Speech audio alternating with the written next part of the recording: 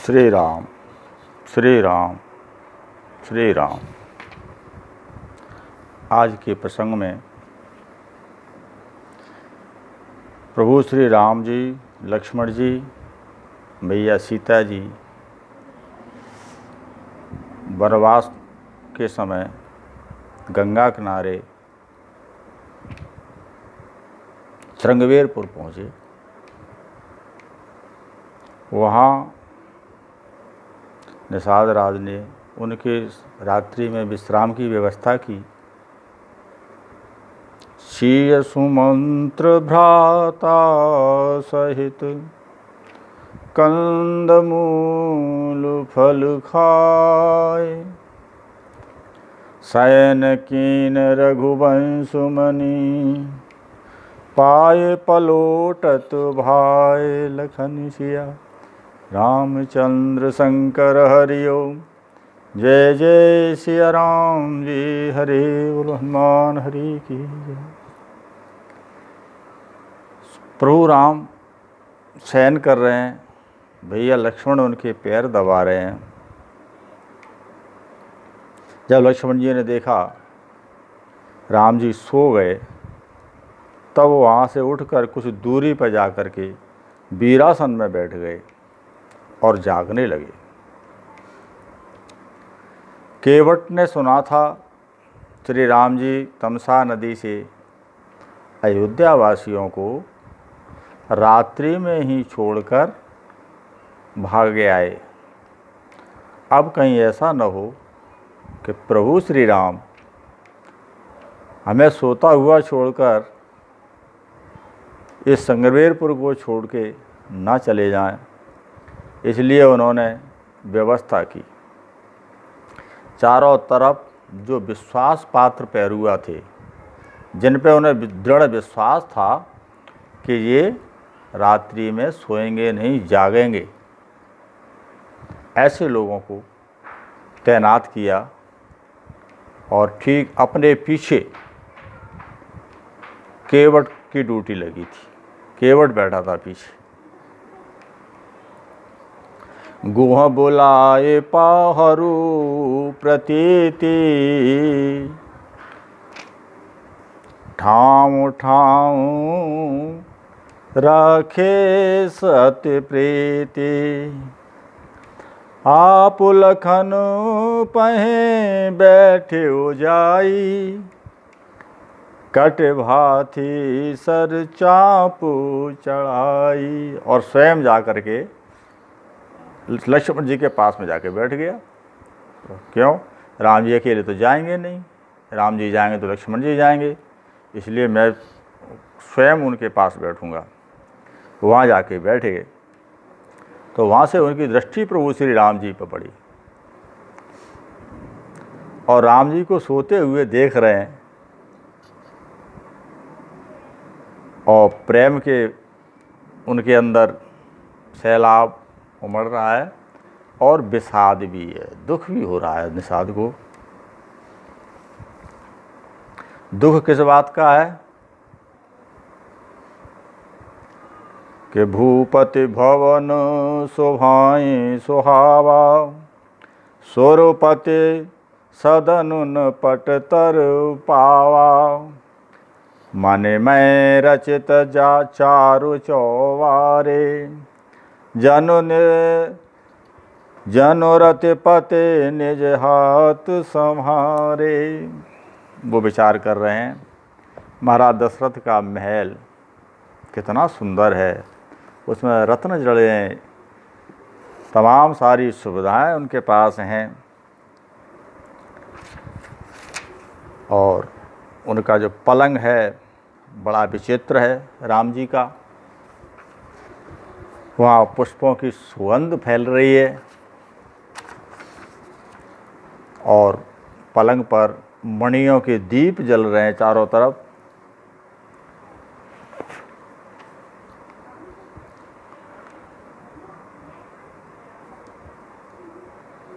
राम जी की सेवा में उनके भाई, सेवक, पूर्ववासी, उनके सखा, दास, दासी चारों तरफ उनकी सेवा में तत्पर हैं।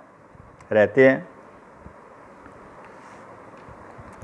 और राम जी की ऐसे सेवा करते हैं जैसे कोई अपने प्राणों की सेवा करता है।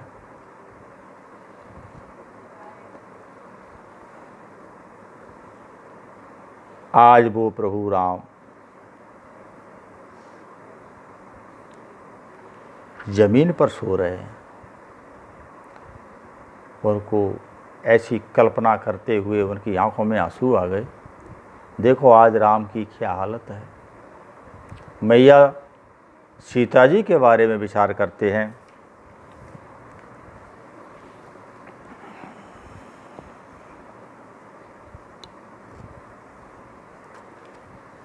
पिता जनक जग विदित प्रभाऊ, ससुर सुरेश सखा रघुराऊ। रामचंद्र पति सो वैदेही, सोवत मह विधि बामुन के ही। जिस माँ जानकी के पिता महाराज दशरथ जनक जी हैं, इनका प्रभाव संसार में फैला हुआ है और उस माँ के ससुर महाराज दशरथ हैं जो इंद्र के सखा हैं। जब स्वर्गलोक में दशरथ जी जाते थे तो इंद्र उनके लिए अलग आसन नहीं डालता था। इंद्र अपने ही आसन आधे भाग पे अर्ध भाग उनको आसन देते थे। ऐसे प्रतापी इनके ससुर हैं और प्रभु श्री राम इनके पति हैं। आज वो वैदेही जमीन पर सो रही है।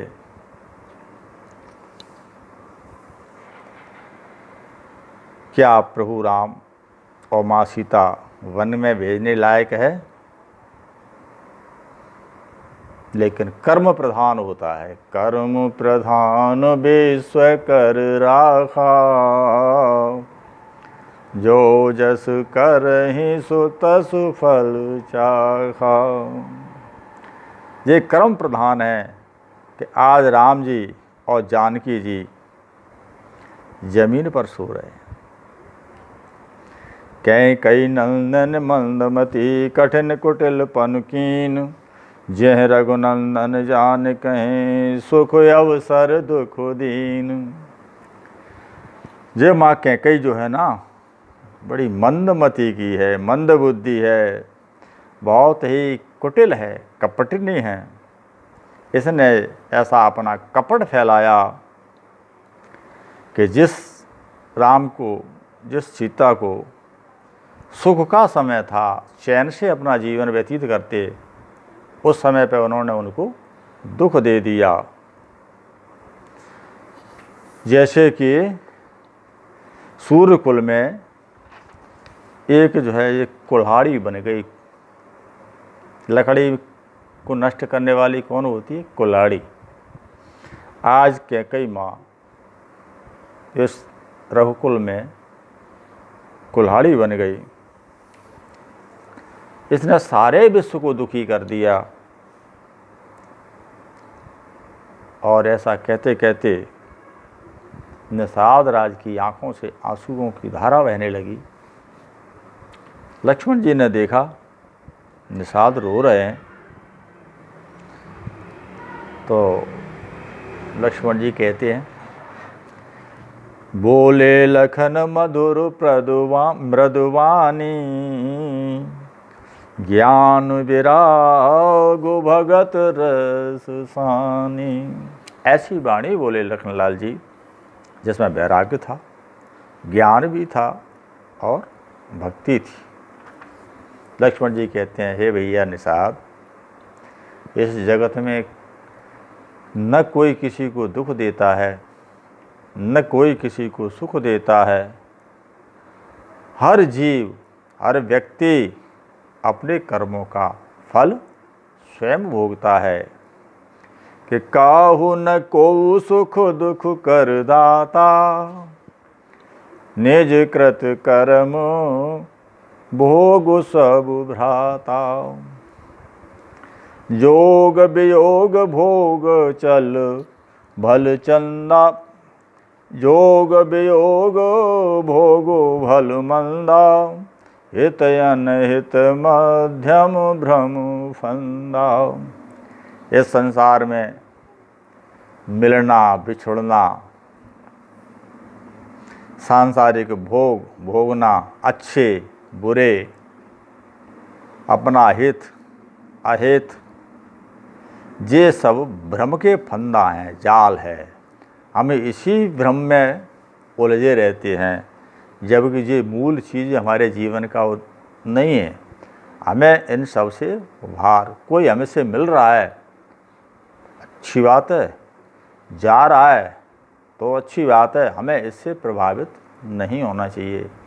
कोई हमारे पास आ रहा है, प्रेम से उसका स्वागत करिए, बिठा लिए, जलपान कराइए, भोजन कराइए, और जा रहा है तो प्रणाम करके नमस्कार करिए, लेकिन अपने आप को उससे प्रभावित ना करिए। आपका क्या हित हो रहा है और क्या अहित हो रहा है, इस पर विचार ना करिए। क्यों? हम इस अमुक व्यक्ति से हमें ये लाभ होगा, हमें धन मिलेगा, संपत्ति मिलेगी, या सम्मान मिलेगा, यश मिलेगा, ये कामना है। ये कामना ही सारे दुखों को देने वाली हैं।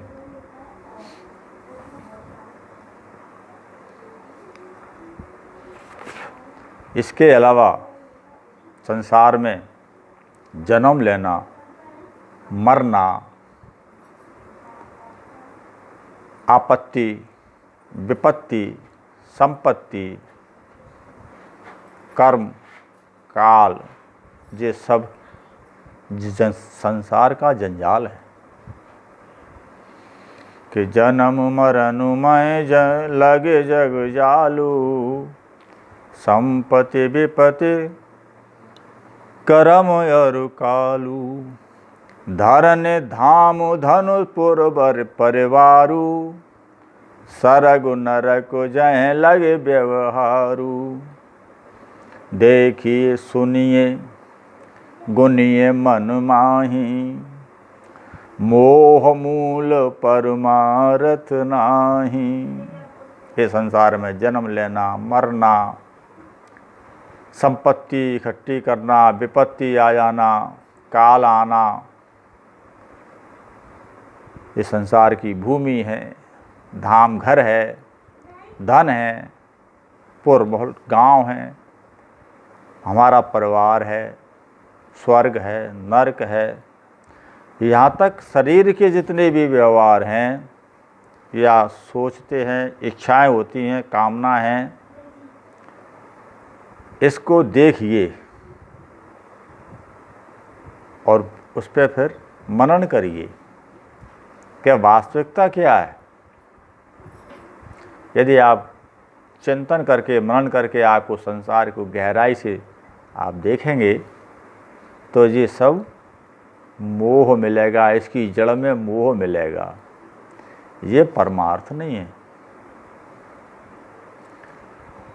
ये तो ऐसे है कि सपने होए भिखारे निरपु, रंक नाक पति होए, जागे लाभ न हानि कछु, तिम प्रपंच जिय जोय लखन सिया, रामचंद्र शंकर हरिओ। जय जय सिया राम जी, हरे बोलो हनुमान हरि की जय। ये संसार तो ऐसे है जैसे कि हम जब रात्रि में सोते हैं तो नाना प्रकार के अनेकों स्वप्न देखते हैं, एक नहीं अनेक स्वप्न। ठीक उसी प्रकार से हमारी अनेक कामना हैं, अनेक इच्छाएं हैं, लेकिन इच्छाएं कामनाओं की गति क्या होती है, परिणाम क्या होती है। जैसे स्वप्न में राजा बन जाए एक कंगाल राजा बन जाता है, और एक राजा स्वप्न में कंगाल बन जाता है। लेकिन जब वो जाग जाते हैं तब वो राजा राजा ही रहता है और कंगाल कंगाल रहता है, भिखारी भिखारी ही रहता है, उसके बाद फिर वो हकीकत में कुछ नहीं होता। इसी प्रकार जब हम जगत में आए तब हम जानते थे कि ब्रह्म है, श्री राम हैं और ये संसार स्वप्न है। जब हम संसार में आए, मोह निशा सब सोवन हारा, हम मोह रूपी रात्रि में सो जाते हैं। देखें सपन अनेक प्रकारा, जैसे तो संसार में जन्म लेते ही हम अनेक प्रकार की कामनाएं इच्छाएं पालते हैं, दुखी होते हैं, सुखी होते हैं, अच्छा करते हैं, बुरा करते हैं, अपना बनाते हैं, शत्रु बनाते हैं, परिवार बनता है। ये सारी चीज़ें, ये समझो हम संसार के स्वप्न देख रहे हैं। और जब हमको जिसको बोध हो जाता है, स्मृति उसकी जागृत हो जाती है, तो हमको यही संसार स्वप्न दिखाई देने लगता है। लेकिन बोध हमारा तभी जागृत होता है जब हमें कोई परम गुरु मिले और गुरु हमें जो ज्ञान दे, उस ज्ञान को हृदय में धारण करके उसको नित्य प्रति स्मृति में लाते रहें, बनाए रहें स्थिर रूप से, उस जीव को ज्ञान हो जाता है और वो संसार को स्वप्न मात्र समझता है। इसीलिए हे निषाद, ऐसा विचार करके आप किसी को दोष ना दीजिए। मोह निशा सब सो अनुहारा, देखें सपन अनेक प्रकारा। यह जग जामिन जागह योगी, परमार्थी प्रपंच वियोगी। ये सारा संसार मोह रूपी रात्रि में सो रहा है और उसमें नाना प्रकार के स्वप्न देख रहा है। हाँ, जो योगी हैं, तपस्वी हैं, ज्ञानी हैं, वो लोग संसार में आने के बाद भी जागृत रहते हैं, वो सोते नहीं हैं। कभी कभी होता है ना, हमें कोई खुटका लग जाए, कोई संकट आ जाए, तो रात भर हमको नींद नहीं आती, जागते हैं। इसीलिए इसी प्रकार से जो ज्ञानी लोग होते हैं, उनका ज्ञान जागृत हो जाता है और फिर वो सोते नहीं हैं, अर्थात वो मोह में नहीं फंसते। मोह से बाहर निकल, मोह क्या है? रात्रि। ममता तरुण तमी अंधियारी। जो मोह ममता है वो जवान काली आधी रात्रि है और इसमें उल्लू खुश रहता है। उसी प्रकार राग और द्वेष जो हैं, ये उल्लू बताए गए हैं। राग द्वेष उल्लूक सुखकारी। जो मोह रूपी ममता रूपी जो जवान काल रात्रि है, तो उस रात्रि में तो उल्लू ही तो खुश रहता है, उसको बड़ा आनंद आता है। तो हमारे जो राग और द्वेष हैं, ये ही उल्लू हैं। हम क्या करते हैं जगत में? किसी से प्रेम करते हैं, किसी से द्वेष करते हैं। तो प्रेम करना और द्वेष करना ये उल्लूपन की बातें हैं। ना काऊ से राग करिए और ना काऊ से द्वेष करिए। स्वतंत्र भाव से, समान भाव से अपना जीवन यापन करिए।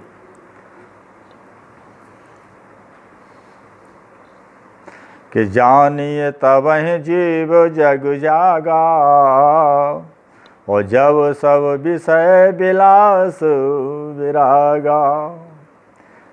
हम जाग रहे हैं या सो रहे हैं, हमें कैसे पता चले? तुलसी बाबा कह रहे हैं, जब आपका मन संसारी विषयों से, विलासताओं से वैराग्य ले ले, तब आप मानिए कि आप जाग रहे हैं। क्योंकि जो विषय हैं यही हमको काम, क्रोध, मद, लोभ, मोह, यही तो हमारा फंदा है गले का, जिसी में तो हम सो रहे हैं, इसी में फंसे पड़े हैं। जो इनसे निवृत्त हो जाए, वो जिसकी अपनी काम इच्छाएं न हो, अपने आप को संतोष करे, ईश्वर ने, राम जी ने जो दिया है पर्याप्त है। क्रोध किस बात पे, जब आपका कुछ है ही नहीं, तो यदि कुछ चला गया तो किस पे क्रोध। आपको मान नहीं चाहिए, आपको यश नहीं चाहिए, तो क्रोध क्यों। काम, क्रोध, मद, मद किस बात का।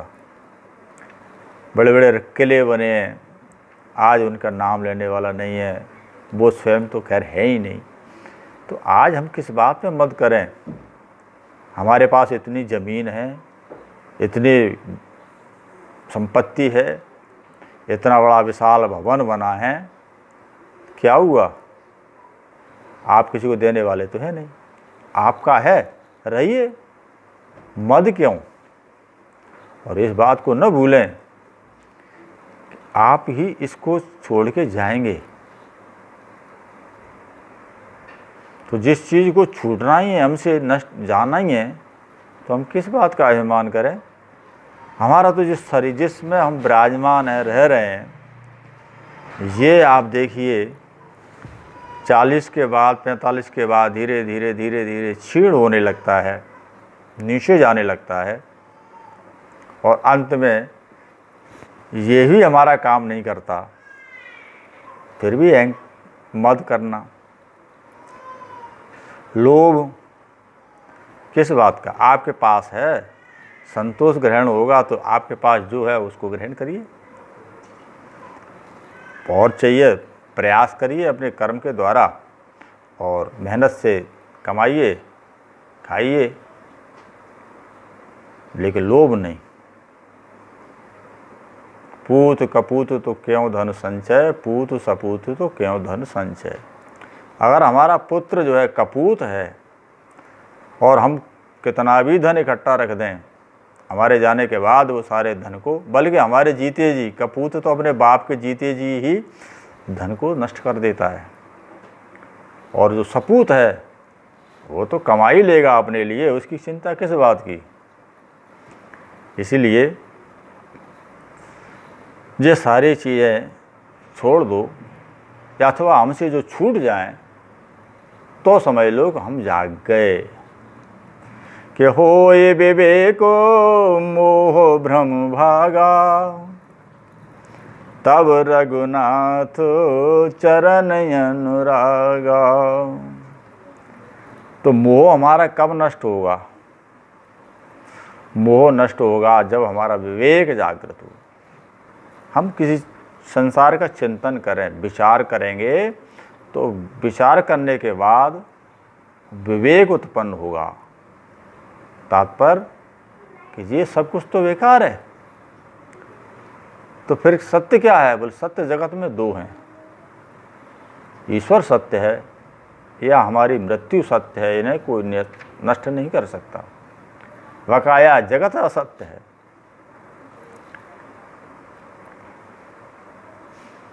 तो जब ये मोह पैदा होगा, तब हमारा जाके प्रभु राम जी से प्रेम हुआ, कृष्ण से प्रेम हुआ, श्री राम के चरणों में हमारा अनुराग हुआ। और जब राम के चरणों में अनुराग हो गया, तो मुक्ति, ये संसार से मुक्त। के सखा परम परमारथ येहू, और मन क्रम बचन राम पद नेहू। लक्ष्मण जी कहते हैं, ये सखा, परमार्थ क्या है। परमार्थ वो है, परम माने श्रेष्ठ, अर्थ माने लाभ, ईश्वर के चरणों में प्रेम होना। राम जी के चरणों में आपका प्रेम है, तो ये ही परमार्थ है। राम ब्रह्म परमार्थ रूपा, अविगत अलख अनादि अनुपाव। जो राम जी जो हैं ये तो ब्रह्म हैं, ये परमात्मा हैं। इनका ना कोई रूप है और अनेकानेक रूप हैं। इन्हें कोई देख नहीं सकता, वहाँ तक कोई जान नहीं सकता। अविगत, इन्हें कोई जान नहीं पाता, इन्हें कोई देख नहीं पाता। और ना इनका आदि है ना इनका अंत है, ये तो अनुपम है। कि सकल विकार रहित गत भेदा, कहे नित नित्य निरूपण वेदा। प्रभु राम जी तो विकारों से रहित हैं, हम लोग विकारों से परिपूर्ण हैं, लेकिन प्रभु राम विकारों से मुक्त हैं, उनके अंदर कोई विकार नहीं है। और हम तो क्या, हमारे जो 4 वेद हैं वो नित्य की बात कहते हैं, नेति नेति नीति। इसके आगे क्या है, इसके आगे क्या है, यानी इस राम जी को वेद भी नहीं जानते।